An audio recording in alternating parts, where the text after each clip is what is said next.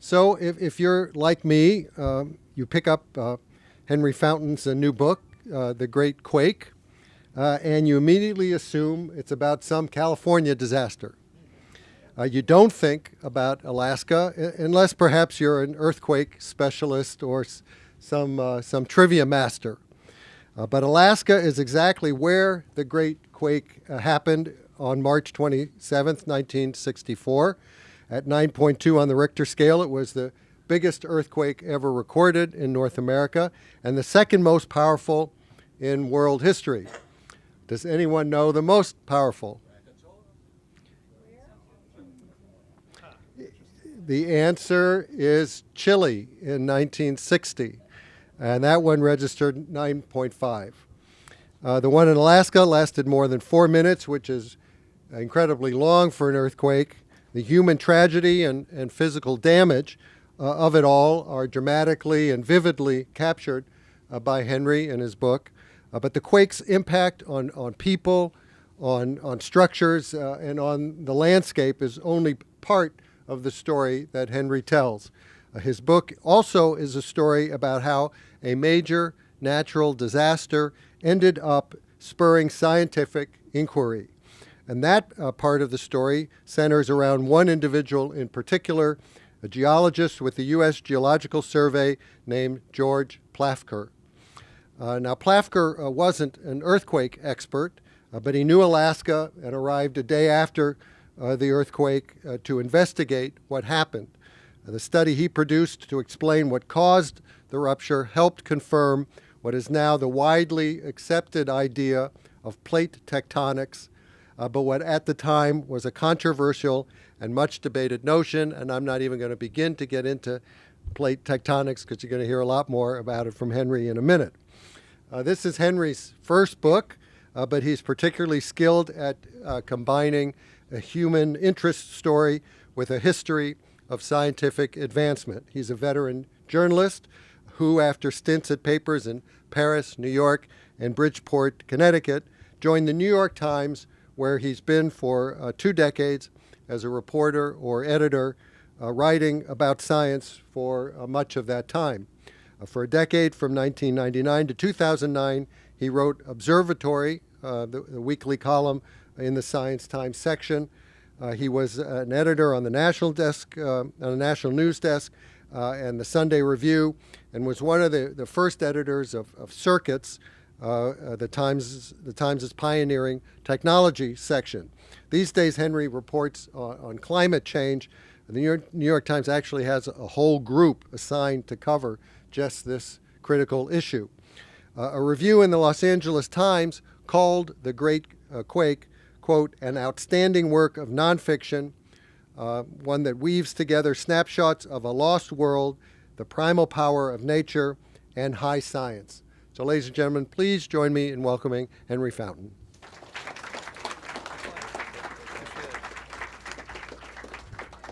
Thank you so much for having me. I really appreciate it. First of all, I just want to ask, anybody here in Alaska in 1964 experienced the quake? Is there anybody? No, okay. I'm not surprised because people on the East Coast... We're alive but have short-term memory. Right. Very good. People on the East Coast generally don't know much about this quake. Before we get started, I have to do one thing. I have to set a timer for reasons that'll become apparent. It's actually just because my car, the meter's running out outside. Okay, so the timer's going. So I thought I should talk a little bit about how this book came about. So as he said, I was, I've been a science writer for a long time, and I wrote a story in 2014 about the 50th anniversary of this earthquake. And it wasn't really about the 50th anniversary because, excuse me, because at the New York Times we're too cool. We don't really write anniversary stories. So instead, sure. And also feel free to, anytime you've got a question, feel free to just go ahead and ask them. Hopefully we'll have some time afterwards as well. So as was noted, this earthquake happened on March 27th, 1964. So in March of 2014, I started getting emails from the U.S. Geological Survey, which, by the way, is my favorite federal agency. The emails were basically telling me and lots of other people about the 50th anniversary of this earthquake and all the work that was done by especially by a geological survey geologist by the name of George Plafker back in the day. And as I said, the New York Times were pretty cool. We don't like to do anniversary stories, so I kind of put it aside. Although I'd heard about the quake, I was definitely interested in it. So the anniversary came and went. Didn't do a story. And then lo and behold, on April 1st, 4 days later, there was a really big earthquake in Chile, an 8.2 earthquake. Fortunately, there was very little loss of life. I think 6 people died, but there was a couple of tsunamis. I think there was a tsunami warning in Hawaii. So it made the news. So I went to my editors and said, ordinarily, we probably wouldn't write about an 8.2 earthquake in Chile that only killed 6 people, but I could actually write a story about this earthquake and also relate it back to the Alaska quake, because when the Chilean quake happened, everybody, scientists and the news media, immediately referred to it as a megathrust earthquake, the kind of quake where you have one piece of crust sliding under another, and then something breaks, the friction builds up, and you have a huge earthquake. And nowadays, everybody knows, or most people know what a megathrust earthquake is, and they happen all the time. The 2011 earthquake in Japan was a megathrust quake. The one that led to all the tsunami deaths in 2004 in the Indian Ocean was a megathrust earthquake. And this 8.2 earthquake in Chile was a megathrust earthquake. But in 1964, nobody had any clue as to what these kind of earthquakes were. And it was because of the 64 quake and the work of George Plafker that science figured it out. And George really is responsible for figuring it out. So I said, I could write a story that basically says that. And, it's kind of a sneaky way to do an anniversary story. And they basically, I think my editors, they thought it was a good idea. Also, they had a hole to fill in the science section the next week. So they said, sure, go ahead. So I did the story. And then it ran, and a couple of days after that, I got an email out of the blue from an editor at Crown by the name of Roger Scholl. And I get emails every once in a while from editors or whatever, and usually their ideas are kind of dumb or silly or whatever. In this case, Roger said, hey, I read your article, I thought it was really interesting, and I thought it might make for an interesting book, because you have both the narrative of the earthquake, the story of the earthquake and the incredible things that happened, and the story of the science, and particularly this scientist, Plafker, who did all this work. And maybe he's a character you could flesh out. Maybe there's characters in the earthquake you could flesh out. And I thought, it's actually not a bad idea. And in fact, I talked to George Plafker, who's still alive, on the phone for the story, and he seemed like kind of a character. And then in the next paragraph of his email, Roger said, oh, and we publish Eric Larson's books. And this kind of sounds like an Eric Larson book to me. And so I perked up right away, because if you're familiar with Eric Larson, you know that he's like probably one of the most popular nonfiction writers around and sells a lot of books. So let me just say one thing, and then I'll wrap up this part of the talk, and then we can go on and talk about the other stuff. That buzzer that just went off, that was 4.5 minutes. So that's the amount of time that the ground shook during the Alaskan earthquake. So think about that. By comparison, the 1906, the great 1906 earthquake of San Francisco shook for about a minute. The Loma Prieta earthquake that damaged the Bay Bridge shook for, I think, 30 seconds at most. So you can get a sense of the power of the quake. Let me just wrap up. So he mentioned Eric Larson, and I thought, oh wow, that would be cool to kind of like an Eric Larson book. And obviously, I'm not Eric Larson, and nobody's Eric Larson. Eric Larson is unbelievably talented and has written amazing books. The book that Roger thought this might be most like was one called Isaac Storm, which, if you're familiar with, is about a hurricane in Galveston, Texas in 1900 that killed 8,000 people. and there was a meteorologist at the time who played a big role in it. And obviously, so I figured, there's no way I'm going to write an Eric Larson book and be anywhere near as successful as him. But on the other hand, by mentioning it, it became instantly clear to me what kind of book Roger was talking about. Narrative nonfiction, where you weave in elements of a story and both the actual disaster and the science. So that's what I tried to do.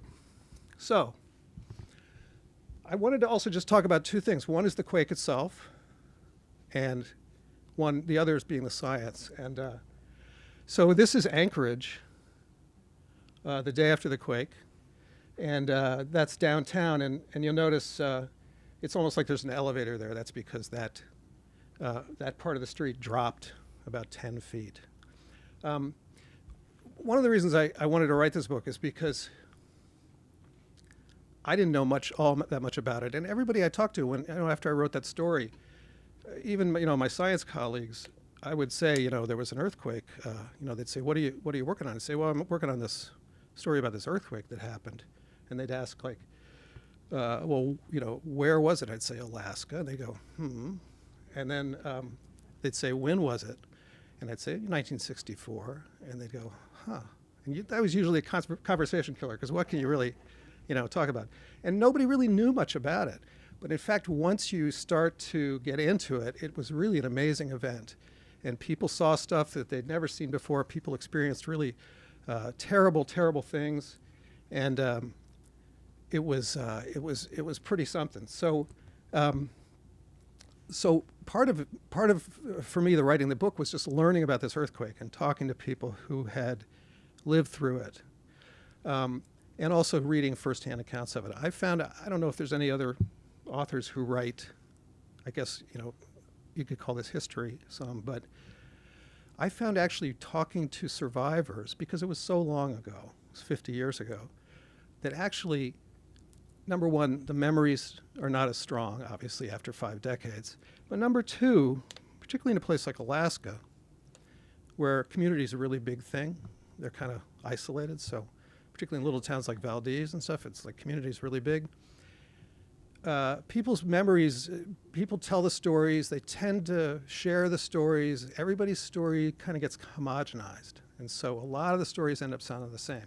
So for me, it was actually, in some ways, although I did talk to a lot of survivors, it was actually more useful to read the firsthand accounts of people written during the time or shortly after the quake. And there was one person in particular in Anchorage who compiled a lot of these. Her name was Jeannie Chance, so her archives are really, really helpful. But so, as I said, people saw stuff they'd never seen before. Things happened that, just unbelievable things, like tops of mountains shattering off and causing huge landslides, and huge lakes that are covered with several feet of ice just breaking up into hundreds and hundreds of pieces, or forming pressure ridges or whatever. Cars bouncing around like bumper cars, buildings wriggling like caterpillars. The ground wriggled like a pebble had been thrown into it, and it was ripples in water. So it was really amazing. Anchorage had a particular problem in that a lot of it is built, the soil, underneath the soil is a layer of clay called Bootlegger Cove clay. And during this earthquake, it liquefied, essentially. It became almost like grease. And so parts of Anchorage slid and subsided and collapsed. And so what happened here is the land all sort of shifted that way. There's a hill to the left, and it kind of shifted down a hill. There was also a part of town called Turnagain Heights, and I thought I might read just a little. Is this my copy? Yeah. A little section of what happened in Turnagain Heights. So if you've ever been to Anchorage, out by the airport, out by the international airport, there's still a neighborhood out there. But in the late 50s, early 60s, they built a pretty nice neighborhood called Turnagain Heights. It was really the nicest neighborhood in town, nice subdivision. And a lot of the town's movers and shakers lived there, including a guy by the name of Robert Atwood, who ran the local paper. He was the publisher of the local paper, and he was actually much more than that. He was very involved in the statehood push in 1959 and knew everybody.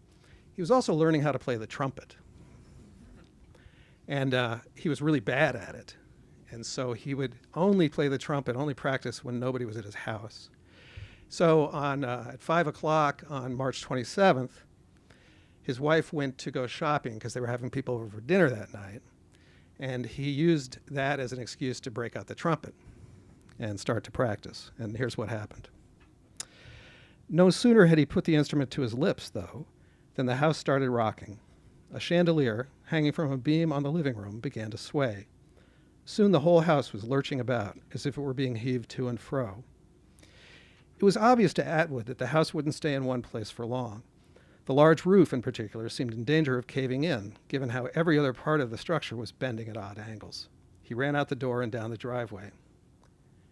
When he stopped and looked back, the ground under the house was moving, stretching the structure apart at one moment and compressing it the next, as if it were a giant squeeze box. But that didn't last long, as the forces of the roiling earth soon became too much for the house. It broke apart to a terrible noise of glass cracking, huge logs splitting, and the house's contents being crushed and crumpled. Getting out when he had saved his life. But Atwood didn't have much time to think about that, or about the loss of his worldly possessions. Around him, trees were falling over. Worse, the ground itself was starting to break into strange angular blocks, some rotating up and others down. It was as if swarms of organisms were inside the soil, giving it life. Atwood began to wonder if he would be able to stand anywhere. Suddenly, a crevice opened beneath his feet, and he was falling. To Atwood, it seemed that he fell a long distance, and although it was still light out, suddenly he was in darkness. But he landed in sand, miraculously soft and dry. He saw that he was in a deep, V-shaped chasm, and it was starting to fill up with other objects, tree stumps, fence posts, and boulder-sized chunks of frozen soil. His right arm seemed to be buried in the sand, and he realized that his right hand was still holding the trumpet. Whole trees were now falling into the crevice, which was getting wider and growing laterally toward the house of Atwood's neighbor, Lloyd Hines. Atwood could see their house through the ever-lengthening chasm. It appeared to be sliding toward him. After a while, he wasn't sure how long, the house stopped moving. In fact, Atwood realized that everything had stopped moving, or at least was only moving slightly. It was quiet, except for the occasional crash of damaged structures or trees. He let go of the trumpet, wiggled his arm free, and slowly climbed out of the crevice. So, that's not the kind of thing that happens every day, really. He found the neighbors' kids and found some other people, and they all managed to crawl out of the area until they got to what was essentially a newly formed bluff where there were some rescuers with ropes and ladders, so they were all saved. But it was really, just one indication of the strange things that happened. And the book has a lot more, particularly I wanted to focus a lot. Anchorage was obviously the most populous part of the state, and what happens in earthquakes, as George Plafker and others will tell you who've studied them for a long time, is that the most populous place tends to be identified with the earthquake because that's where all the people are. And in fact, you can carry that a little bit further. A lot of earthquakes happen, really powerful earthquakes happen where nobody lives and nobody knows about them. I mean, scientists know about them, but they don't get reported in the media or anything. So in this case, everybody thought, it's the Anchorage earthquake. And in fact, there was a lot of damage in Anchorage, but there was only 5 or 6 fatalities. Whereas there's 2 communities in particular really suffered, and those are the 2 that I really wanted to focus on. One was Valdez, which we all know now is the terminus of the Alaska oil pipeline. And the other is a little native village called Chenega on an island in Prince William Sound. And it was hit by a tsunami, by a tidal wave, and a third of the people in the village died. So I go into that a lot, and that was really interesting. I met people from Chenega. Through a lot of sort of detective work, Chenega had a one-room schoolhouse at the top of a hill, and they hired teachers from out of state every year. The Bureau of Indian Affairs hired teachers from out of state to teach. And that year, there was a teacher from Long Beach, California, who was teaching there. And I managed, after like a month of detective work, to figure out who she was and find her and track her down, partly through the use of Facebook, of all things. And not only Facebook, but a Danish guy on Facebook in Denmark. So I talked to people in Chenega who'd survived the quake, and Chris Madsen, now Chris Van Winkle is the name of the school teacher. She was actually, I was talking about how people's memories of the quake tend to get homogenized. She actually hadn't shared her memories with that many people other than her family, and occasionally she was a school teacher, so occasionally she would talk about it at school. So her memories were really pretty fresh still after 50 years. Plus she took some photos, which nobody had ever seen before. So that was really great. But there were a lot of people who didn't want to talk about it, even 50 years later, didn't want to talk about the earthquake. So tried to respect their feelings. And you can kind of understand. I mentioned before, like people on the East Coast, nobody's heard of this earthquake before. People in Alaska, either, they were in it, their parents were in it, their grandparents were in it. Pretty much everybody remembers it. It was a huge event. If it had happened, somewhere else with a large population, we'd all still be talking about it today. So that's the quake itself, and that was a big part of it for me, was just learning more about the quake and realizing how amazing it was. The other thing I want to talk about a little bit is the science,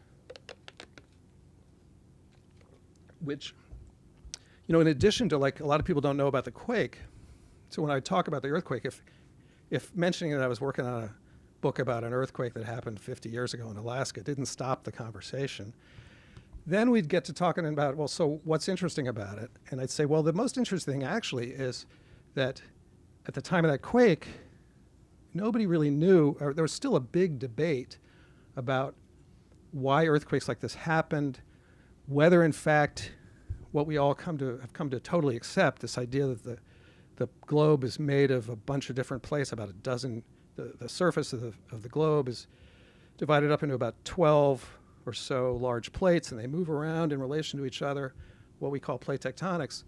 In 1964, it was a subject of really, really great debate. And it wasn't like, I compare it to like the climate change debate of today, where you have, on one side you have thousands and thousands of scientists, and the other side you have almost no scientists. You have other people, but you have almost no scientists. In 1964, in the 60s, there was a big debate about the structure of the Earth, and you had really prominent scientists on both sides. So you had people who thought this idea that the continents somehow moved around, this idea that was first developed in the 19-teens by a guy named Alfred Wegener, continental drift. There were people, very prominent people, who thought that that was poppycock, essentially, and that there's no way that the continents could move like that. They were called the fixists or the stabilists. They had a lot of alternative explanations. By 1964, there was this idea that through a lot of work of people like Harry Hess and Fred Vine, people like that, they discovered that there's new crust being created in the middle of the oceans, what we call seafloor spreading, where big, magma oozes out of ridges in the middle of the ocean and spreads apart and moves very slowly, like on the order of 2 inches a year, out in both directions. The issue is what happens to that. So that was pretty much accepted. The issue became what happens to that stuff when it reaches the margins, when it reaches a continent, say. The fixists, or the stabilists, thought, well, maybe one explanation is that the entire globe is actually getting slightly bigger. And that would be really hard to measure, because if the crust is only growing 2 inches a year, it's going to be pretty hard to measure the size of the Earth to that degree of certainty.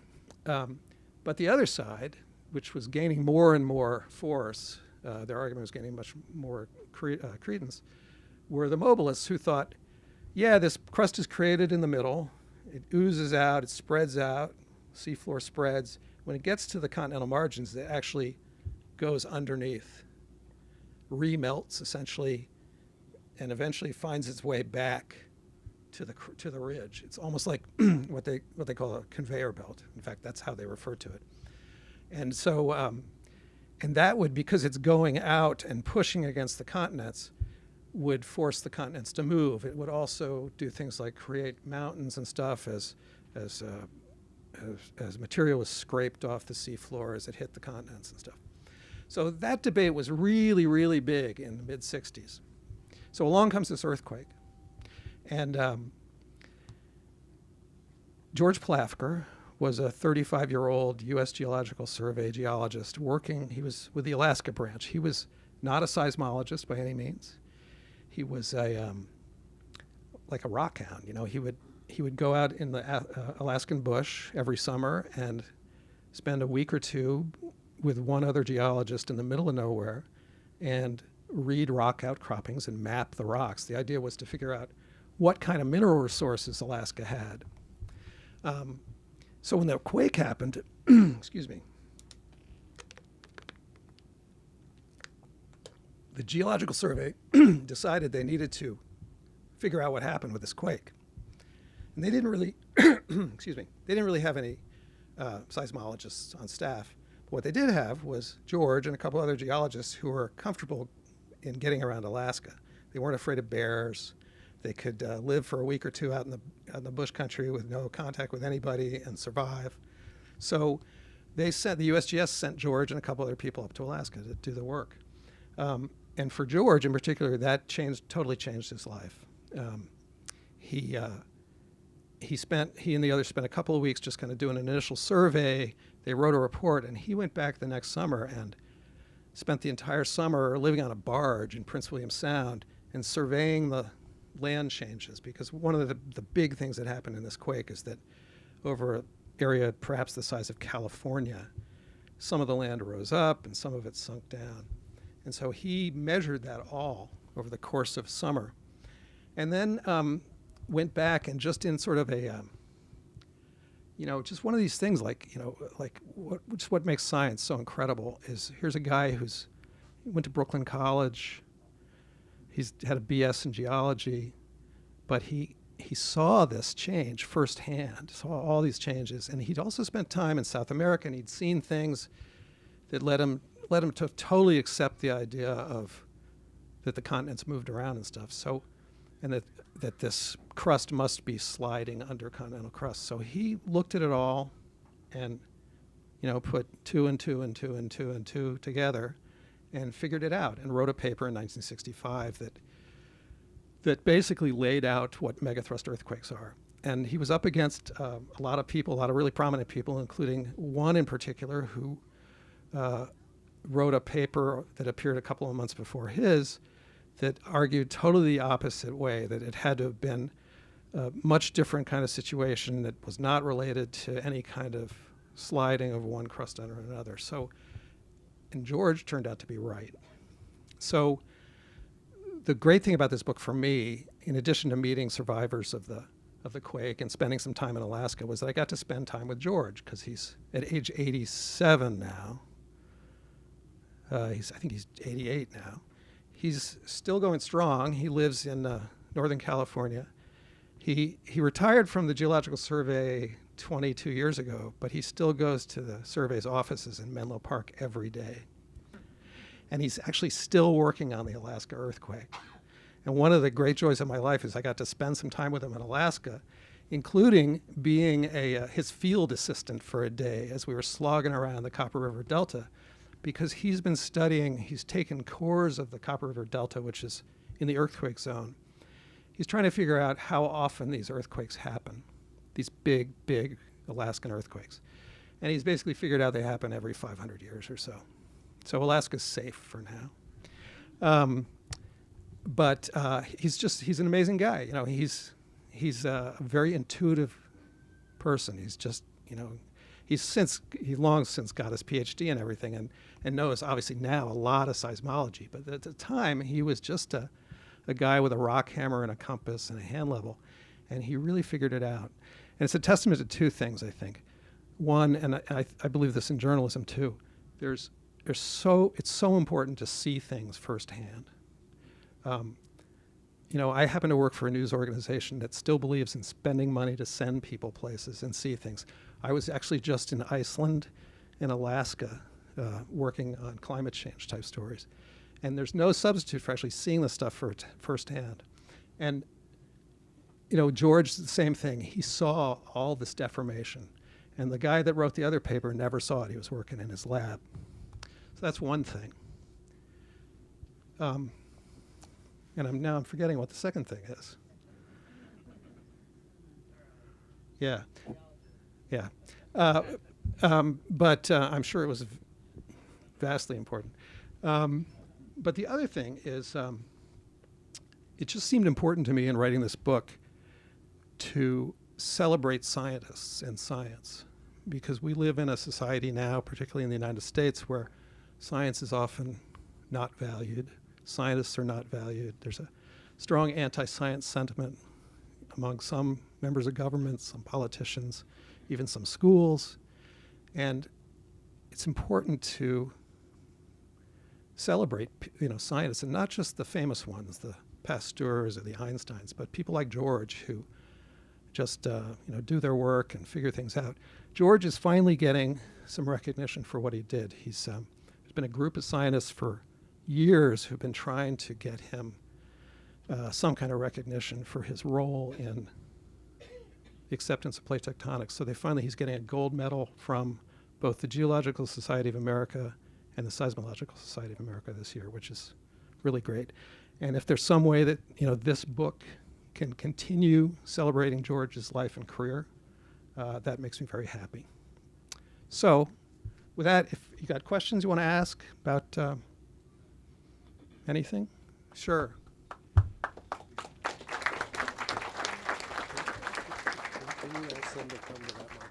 Thanks for the great story. And Sure. Because of your kind words, not only about science, but about the U.S. Geological Survey, I'm going to identify myself as a U.S. geoscientist. Excellent. Not a geologist. I hasten to add that.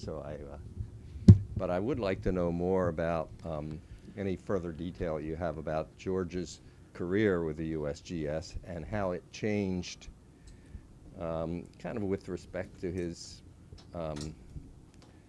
stature and work. You've already said he became almost instantaneously not a seismologist, but somebody who worked on that earthquake in particular, and then presumably and on plate tectonics. Right. So anything further? Sure. I won't go back quite as far as George. So he went. It's actually very interesting. So as was said at the beginning, the most powerful earthquake ever to occur in recorded time, and somebody had mentioned Krakatoa before. Krakatoa was before the age of seismographs and stuff, so it's kind of out of the picture. But the biggest one, the only one that's bigger than the Alaskan quake, was the 1960 Chilean quake, which was 9.5.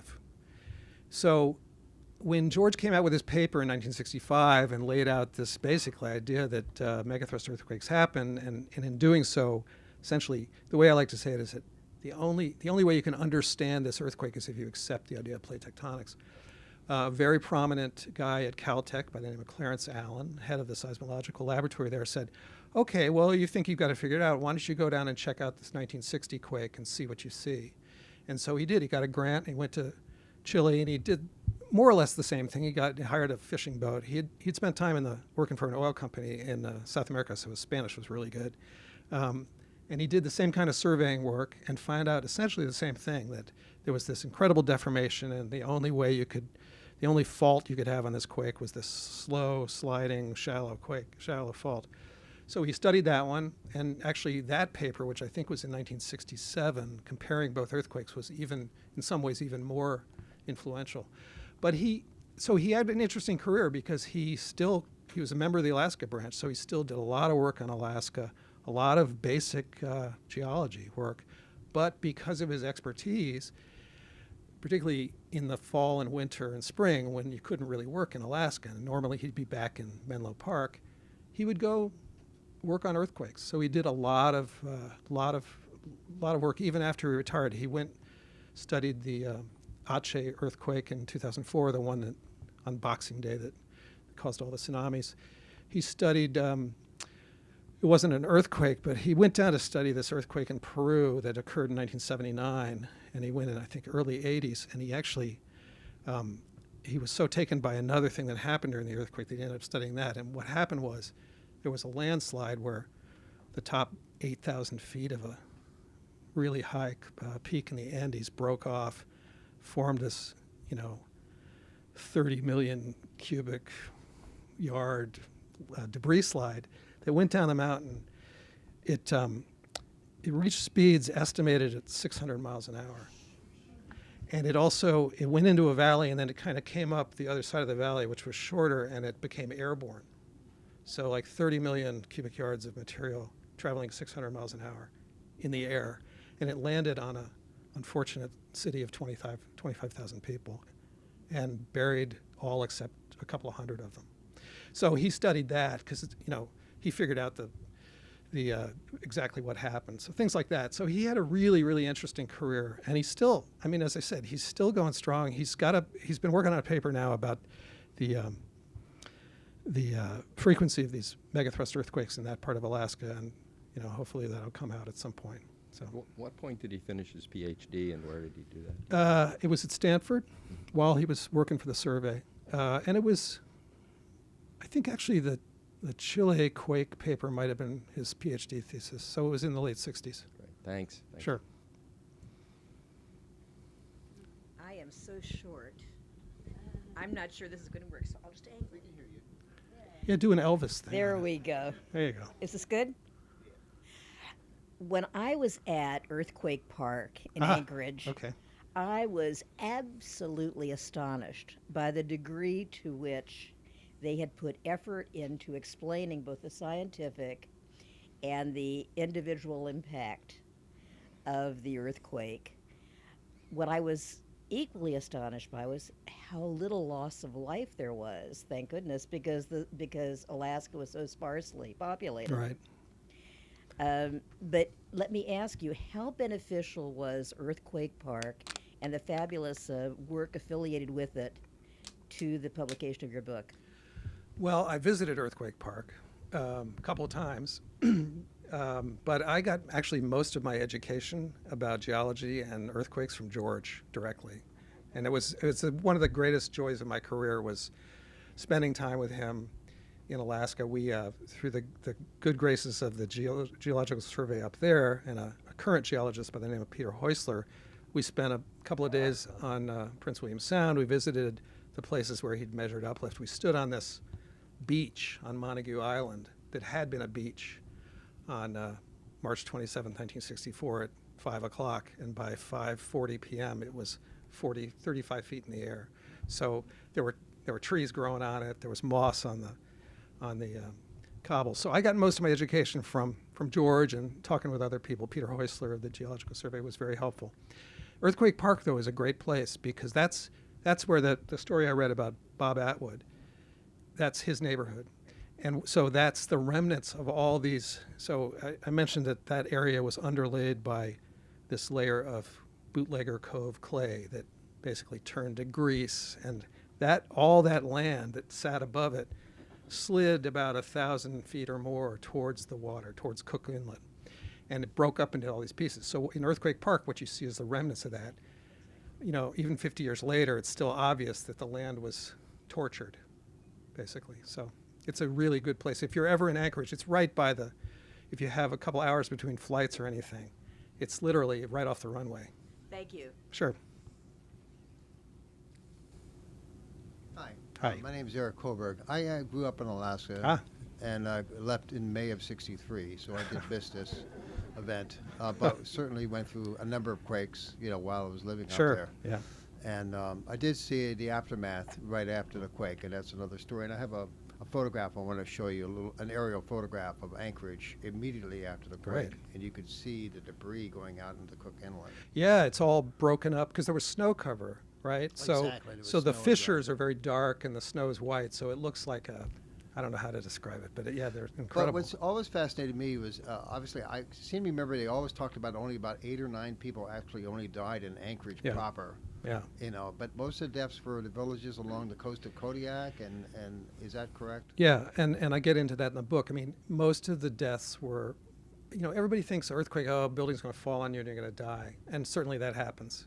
But in the Alaska quake, 90% of the deaths were due to water and tsunamis. Yeah. In some cases, tsunamis hit while the ground was still shaking, if you can imagine that.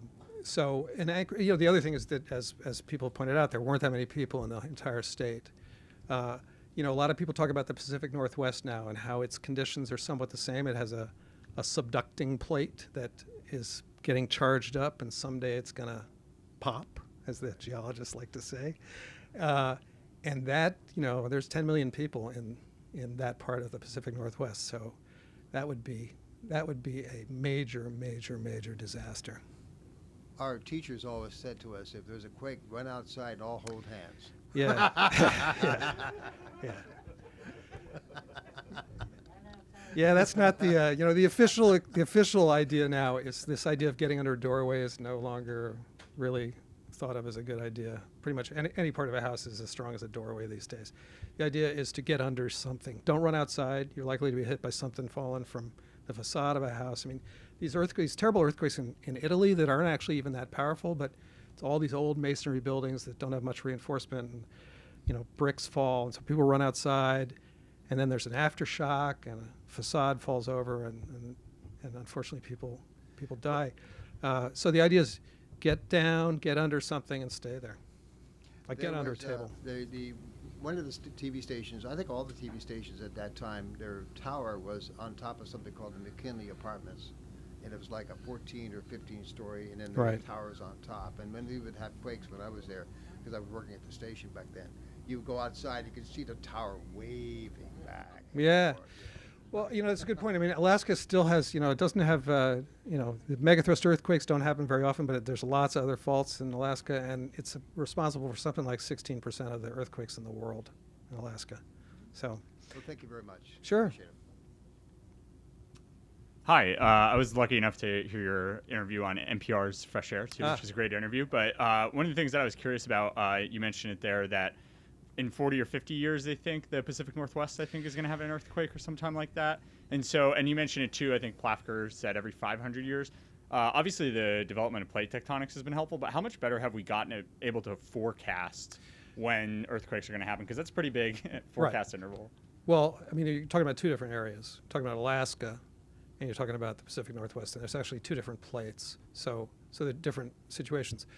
But it's a good question, and a lot of people ask, like, oh, why can't we even predict earthquakes? And I think people have been trying to do it forever. I think it's never going to happen. But what they can do is they can forecast probabilities, and so and it's based on knowing how frequent big earthquakes are. So, for instance, in the Pacific Northwest, and part of this is because of the work that George Plafker's done over the years about what they now call paleoseismology, figuring out past earthquakes by doing things like looking at sediments and how the land is uplifted and then sunk during quakes and things.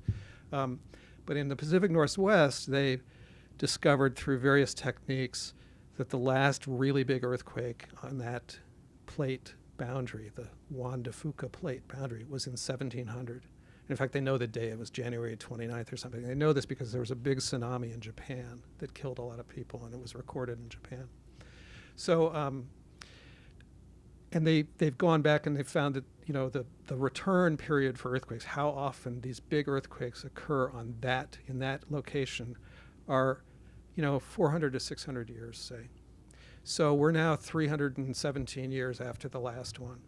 So that's why they forecast, and I don't know exactly what the possibilities are, and different scientists will give you different ones, but they say there's X probability that there's going to be a major quake on that fault within X time, like maybe 1 in 5 chance within 100 years on that quake, whatever. So on that fault. So that's what they do.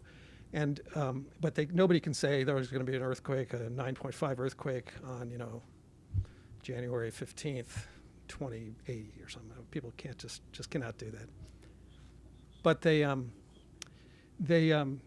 also have to. The reason they do this forecasting is to alert people to the idea that they live in a risky area, a hazardous area. And the people in the Pacific Northwest, it's a very hazardous area. And I think people are getting the message. People are building things like tsunami shelters now. People are know what to do in the event of an earthquake, and that maybe the big risk is actually from water and not so much from buildings, because buildings are built these days to pretty tough standards. So that's the idea behind forecasting, is not to like alarm people and certainly not to predict, but just to make people aware that there's problems. There's a potential problem. Thank you. Sure.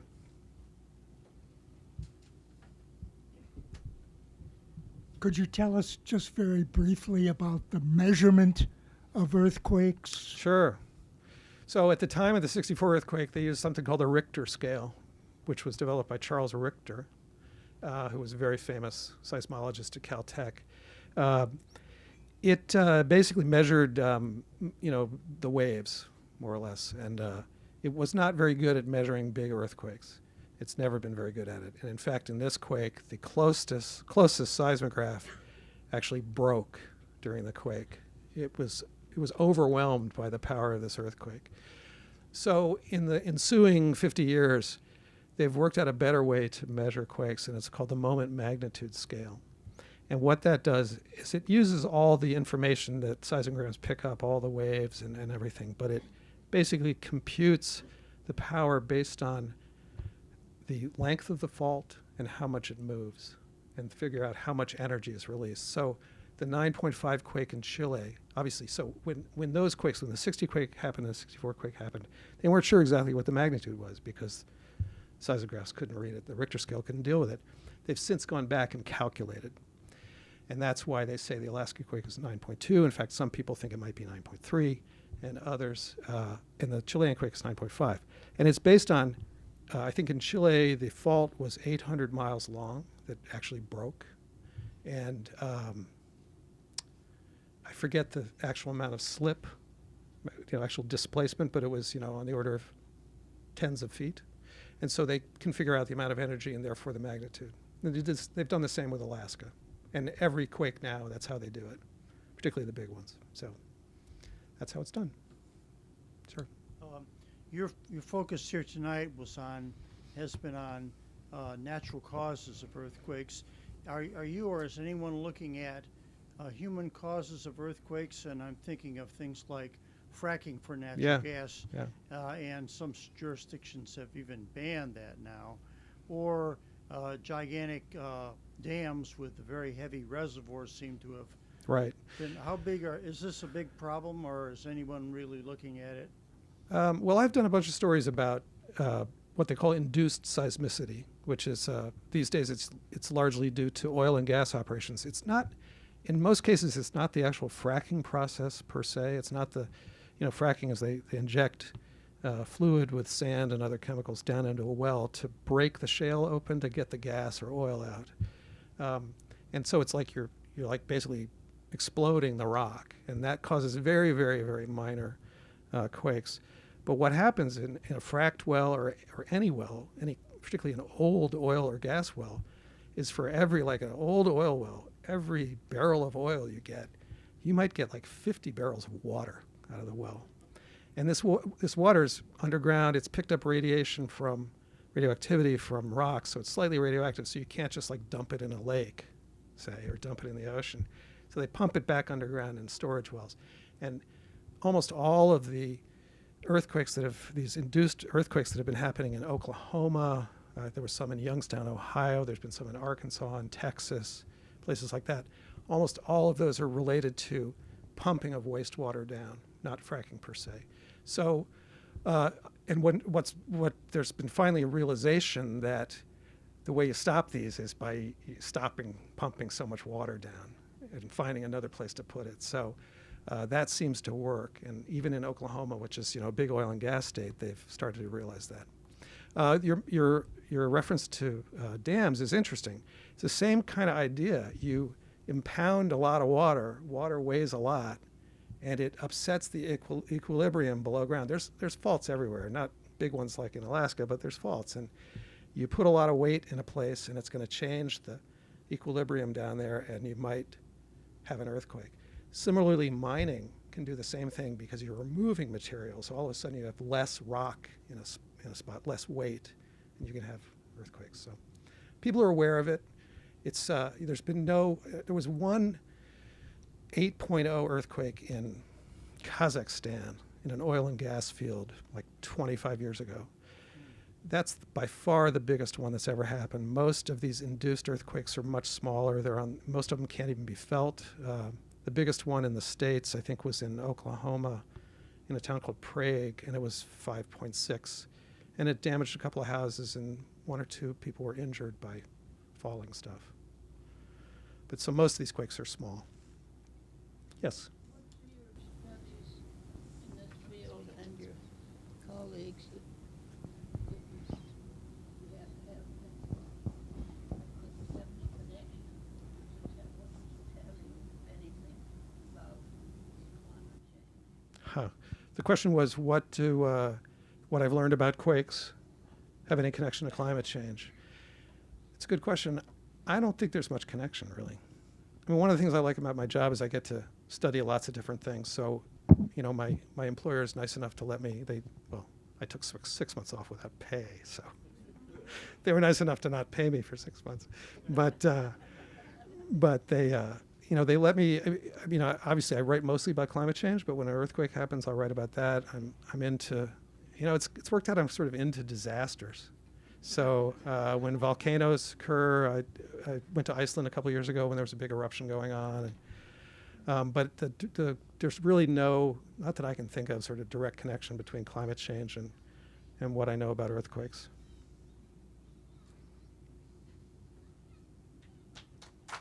I think we had one other question back there, if you want to.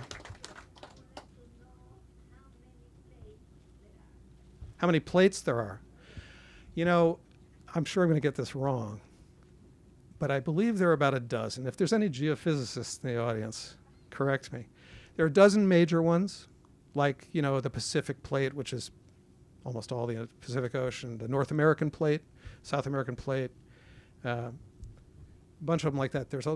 One of the things that geophysicists have learned in the last 50 years in the last 40 years since plate tectonics has become really accepted, is that there's lots of smaller plates too, and it's a very complicated picture. And in fact, plates tend to break up, and there's faults between parts of plates. For instance, the San Andreas fault, which everybody knows about, is actually what they call a transform fault, as 2 sections of a plate move in relation to each other. So, but the short answer is there's about a dozen big ones and a bunch of small ones. All right? Thanks for coming.